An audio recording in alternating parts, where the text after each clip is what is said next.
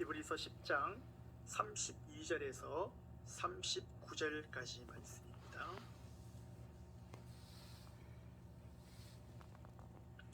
히브리서 10장 32절에서 39절까지의 말씀 다 찾으신 줄로 알고 교독하도록 할 때에 제가 먼저 읽겠습니다. 전날에 너희가 빛을 받은 후에 고난의 큰 싸움을 견디어낸 것을 생각하라.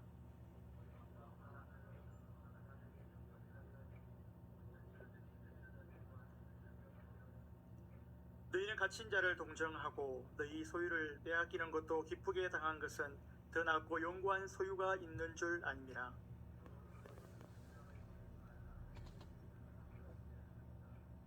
너희에게 인내가 필요함은 너희가 하나님의 뜻을 행한 후에 약속하신 것을 받기 위함이라.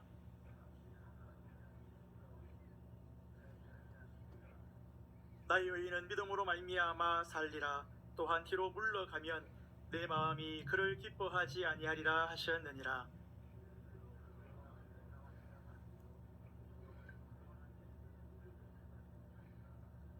아멘. 할렐루야. 3주 연속 기도회 금요 기도에 나오신 여러분들을 환영하고 축복합니다. 여러분들이 간구하고 마음에 소원하는 모든 기도의 제목들이 주 안에서 다 이루어지기를 간절히 원합니다. 지난 화요일 베트남에 선교사로 나간 친구 선교사님이 4년 만에 한국에 들어와서 잠시 시간을 가졌습니다. 성북동에서 제일 맛있는 돈가스 집을 데려갔습니다. 어딜까요? 금왕 돈가스 데려갔습니다. 그래서 잠시 이야기를 나누면서 한 2개월인가요? 3개월 동안 베트남에서는 집 밖으로 나갈 수가 없었대요. 그냥 집 안에서만 있어야 되는 거예요. 얼마나 답답하고 힘들었는지.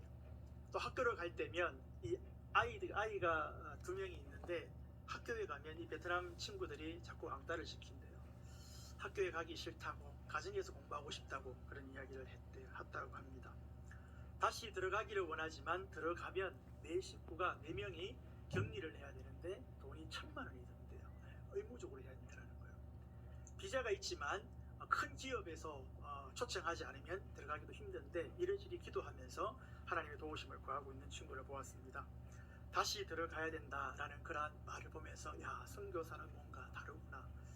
가봐야 반기는 것 없고 냉대와 힘듦과 어려움밖에 없는데 다시 들어가야 됩니다 라고 그렇게 이야기를 하더라고요. 1800년대에 영국의 선교의 기주국으로 만든 사람이 있습니다. 구두 수성공이었습니다. 무명의 사람이었습니다. 누구일까요? 윌리엄 캐리였습니다.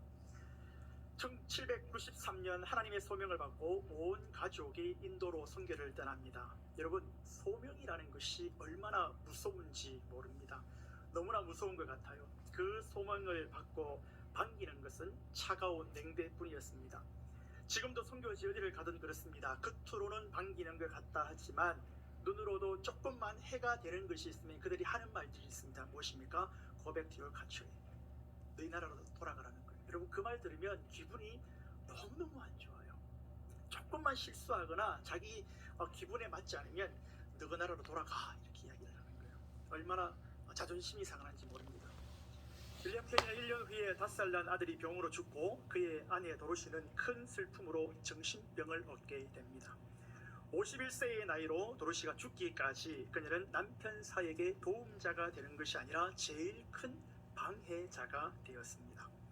하지만 캐리는 가정적인 어려움에도 불구하고 그가 왜 인도에 와 있는지 정신을 바짝 차리고 내가 여기에 있는 그 이유를 잃어버리지 않았다라는 것입니다. 날마다 성경을 번역했습니다.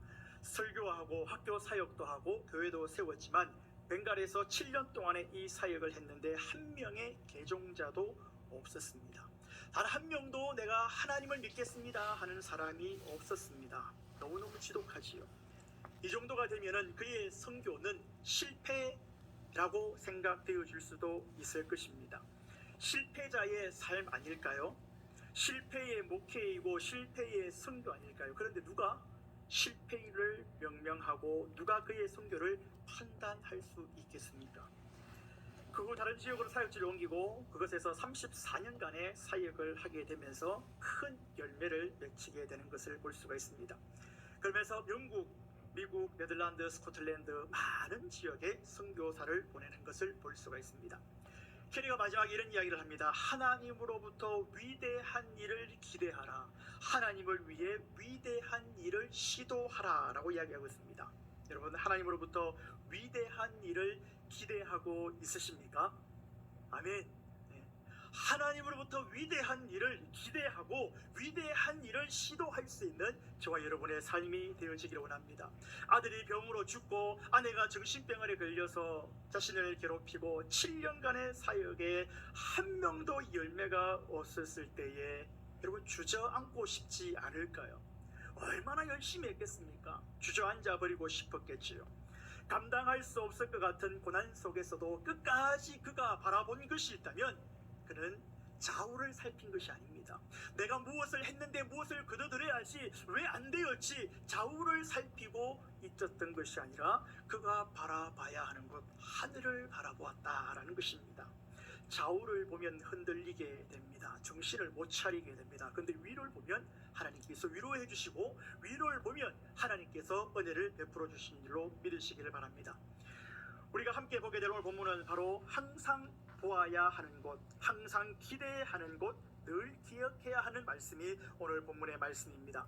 32절 앞절에 26절에서 31절까지는 배교자들에 대한 엄정한 심판의 경고를 하고 있습니다. 그러면서 32절에서 35절까지 고난받는 성도들에 대해서 위로하고 격려하고 있는 것을 볼 수가 있습니다. 예수를 믿음으로 말미암아 힘들고 어렵고 고난을 당하는 것이 이 땅에서의 나그네의 삶이고 성도의 삶일 수 있다라는 것이지요. 고난받는 성도들에게 위로와 격려를 되는 이 말씀을 저와 여러분들이 꼭 마음에 새길 수 있기를 간절히 원합니다. 이 수신자들은 전에 현재와 같은 고난을 직면했고 그것을 훌륭하게 믿음으로 극복한 경험이 있는 사실이라는 것을 32절을 통하여서 우리가 보게 되는데요. 32절 보시면은 전날에 너희가 빚을 받은 후에 고난의 큰 싸움을 견디어낸 것을 생각하라 라고 되어 있습니다. 초창기 때에 너희들이 성도로서 하나님을 만난 다음에 어려움과 그것을 잘 견뎌내었지, 그것을 꼭 기억하라 라고 이야기를 합니다. 32절을 직역하면 형제들이여, 여러분은 진리의 빛을 받아들인 후에 고난 가운데서도 잘 견디면서 싸워 이겨내던 초창기 시절을 되새기십시오 라고 이야기를 하고 있습니다.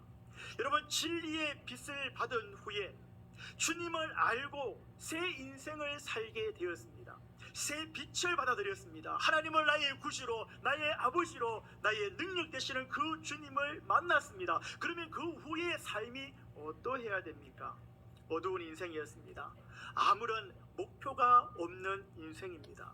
그냥 하루하루 지내던 그 시절에 참된 인생의 가치를 모르고 살던 그때에 빛이신 주님을 만나고 빛 가운데 사는 인생이 되었습니다. 그 인생이 어떤 인생이 되어져야 했습니까?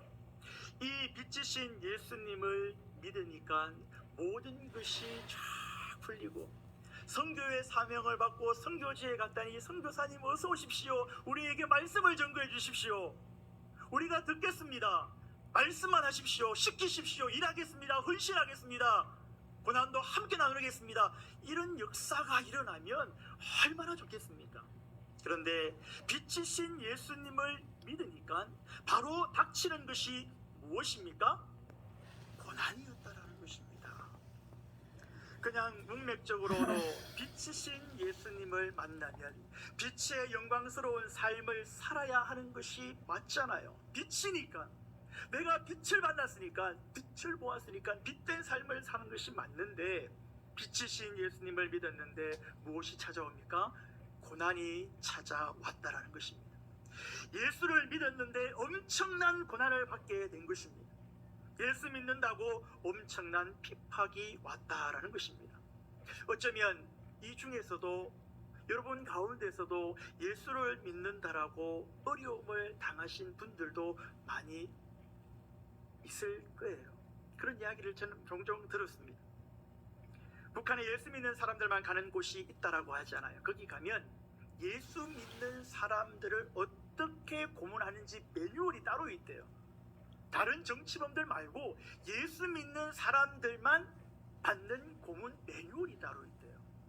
거기에서 나갈 때 사지 하나라도 찢어지지 않는 사람이 없다라고 이야기를 하고, 그 이야기를 들으면요, 야, 저 땅에서는 저렇게 신앙생활을 하는구나. 그러면서도 주일이 되면, 새벽이 되면 목숨을 걸고 예배를 드리는 북에 있는 사람들을 생각하게 됩니다. 33절을 볼까요? 예수를 믿고 난 다음에, 빛을 보고 난 다음에 혹은 비방과 환난으로서 사람에게 구경거리가 되고 혹은 이런 형편에 있는 자들과 사귀는 자가 되었다. 여러분, 때때로 비방을 받고 공공연하게 박해를 당하기도 했다라고 이야기를 합니다. 당시 사람들은 비방을 받고 환난을 받았습니다. 뿐만 아니라 사람들에게 구경거리가 되었습니다. 예수 믿는다고 구경거리가 되는 그 시절이었다라는 것입니다. 당시에 그것이 얼마나 창피했을까요? 얼마나 힘들었을까요? 그러한 사람들과 나의 형제요, 나의 자매요, 그들과 교제해야 된다는 것입니다. 34절 볼까요? 너희가 갇힌 자를 동정했다라고 되어 있습니다. 예수 믿는다라고 감옥에 가두었는데 또 그들을 방문합니다. 마치 자기 일처럼 여겼다라는 것입니다. 자기도 똑같은 어려움을 당할 수도 있습니다. 그럼에도 불구하고 갇힌 자를 찾아가서 위로했다라는 것입니다. 또 그들은 어떻습니까? 그들의 산업을 빼앗겼습니다. 생계 유지의 수단을 빼앗겼다라는 것입니다. 내가 빛이신 예수 그리스도를 믿고 난 다음에 이러한 핍박이 왔습니다. 그런데 예수 믿는다라고 핍박을 받는 스토리, 이야기들은 너무너무 우리가 많이 듣잖아요. 그렇죠? 그런데 여러분, 충격적인 게 무엇입니까? 여러분, 이들이 이 모든 것을 무엇으로 이겼습니까? 기쁘게 여겼다라는 거예요. 예수 믿는다라고 핍박을 받는 데에 이것을 기쁘게 여겼다라는